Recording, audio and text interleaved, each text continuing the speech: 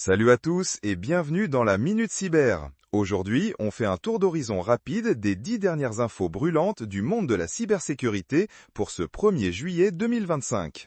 Alors on commence fort. Le spear phishing, ces attaques ciblées explosent. C'est clair, les pirates affinent leur technique. Et figurez-vous que les rançongiciels ne visent plus seulement les gros poissons, mais les PME sont devenus leur cible favorite. Ça, c'est un vrai coup de semonce.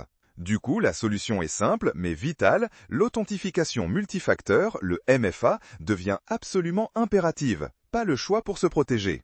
Parlons maintenant des grandes institutions. La Cour pénale internationale, oui, la CPI elle-même, a été la cible d'une cyberattaque sophistiquée. Personne n'est à l'abri, même les gardiens du droit international. En Asie, du nouveau. La loi vietnamienne sur les données entre en vigueur. C'est un pas de plus vers une régulation mondiale, même si chaque pays a sa propre approche. Et restons sur le volet géopolitique. Les agences américaines ont lancé un avertissement conjoint sur les cybermenaces iraniennes. La prudence est de mise.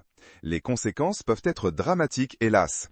Au Royaume-Uni, une cyberattaque par rançongiciel sur le service sanguin du NHS a malheureusement été liée à un décès. C'est un rappel glaçant de l'impact réel de ces attaques.